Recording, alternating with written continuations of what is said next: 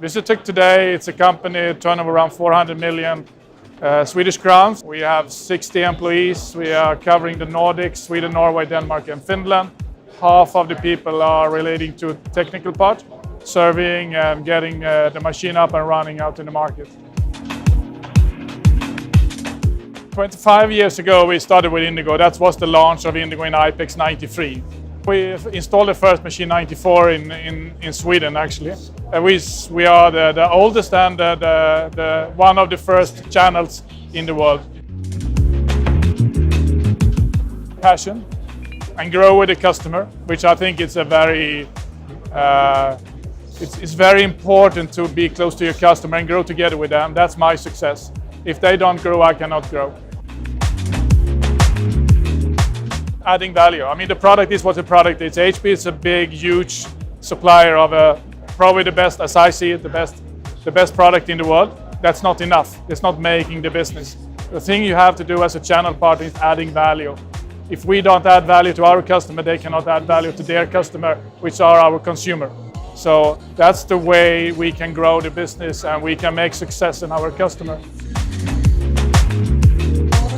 It was actually started 2008 on a strong belief on how should we actually tell the customers to do better business, how should they know how to do it. And education for me is crucial. And I split training with education. It's two different things. Training is something you know, then you can be better on. Education is something you don't know, but you have to learn. So working with this in both horizontal and vertical as a non-profit for us will be a profit for us and for our customer in the future. Yeah, we built that when we moved into the last office.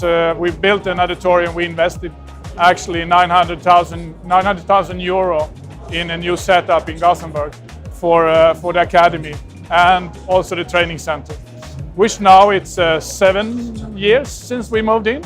So it's time for next year, the Academy 2.0, which will be even more focused on education.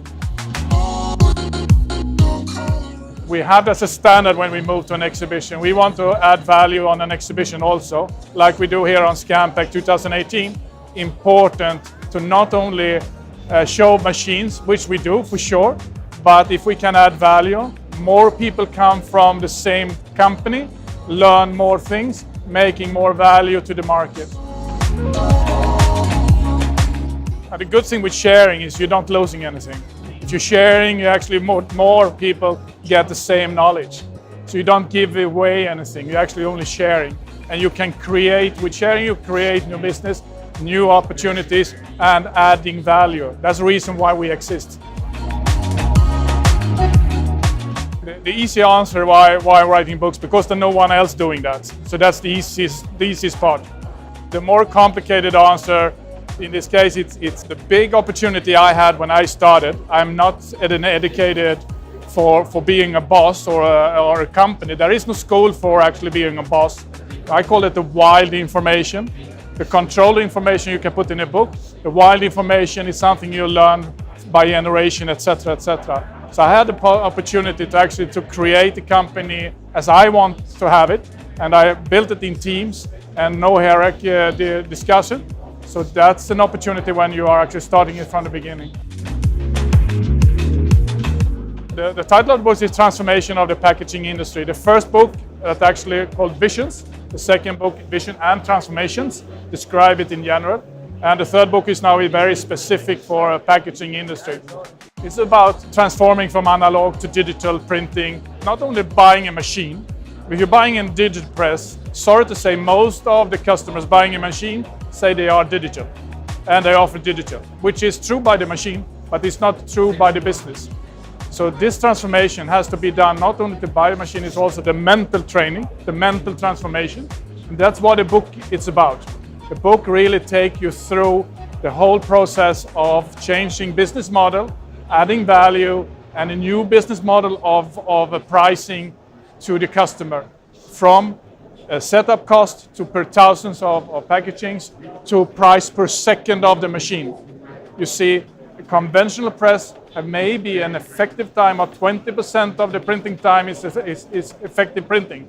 When you come to digital, it's opposite, not that fast, but 80% it's productive time.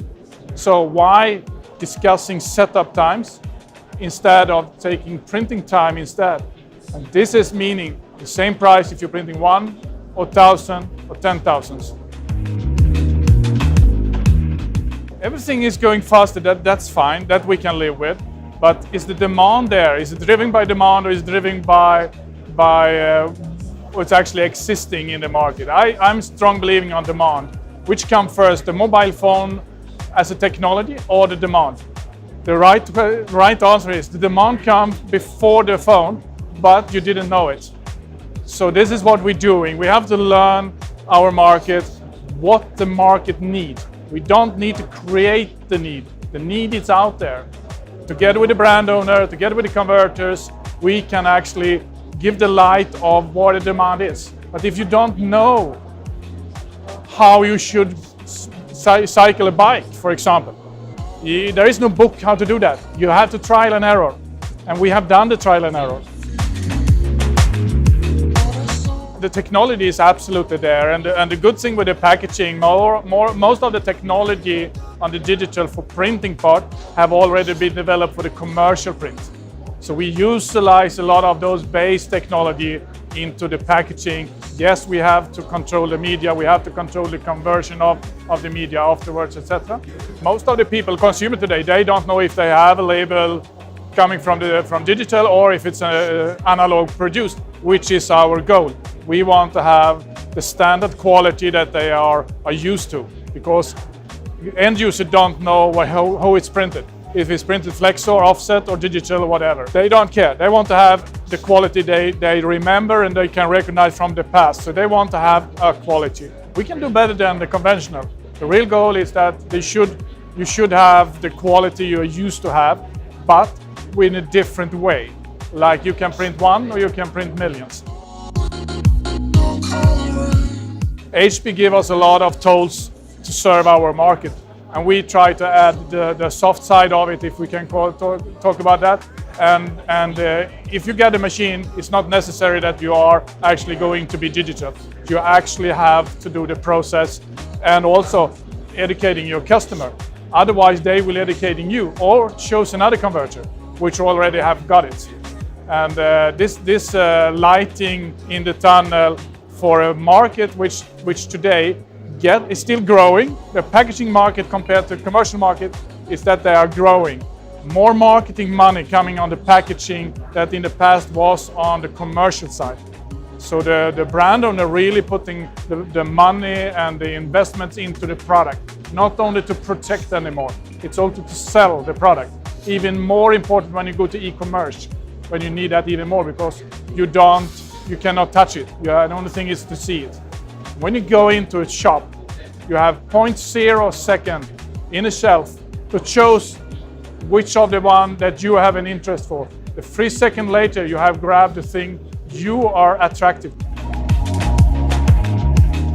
That's hard for the brand owners. Not only what's inside of a product, but those inside of the product. Taking toothpaste, for example, how many brands?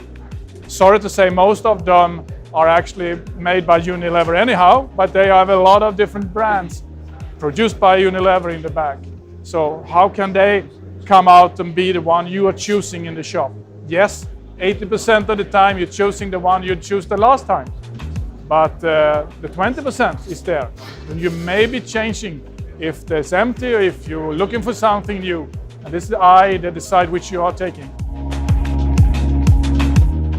This is the biggest transformation in the industry that we will see in the future, and we're expecting to get a low economy. And I am a few of them that said I love low economy when it comes. Why? Because transformation is only happening in the low economy. There is no one in a high economy that wants to change. But in a low economy, you have to find something new. It's hard, but you need to find new things, new values, as we say. Digital is absolutely there for this transformation. The circle normally it's every 8 years you have a new low or high economy. Normally you control the timing by the low economies because the high is harder to say where are we on the top. So all the statistics they are counting by the low economy, which have the more interest. But now we have had actually the longest high economy, even longer than the Krüger crash in 26. Transformation from something to something new. The big low economies in the curve. It's like we are breathing. You cannot breathe in and breathe in again. You have to breathe out.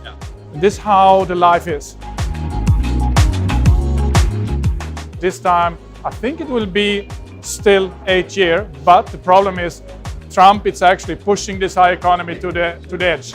It means that the downslope will be very deep, fast coming next low economy. How deep? I don't have a clue.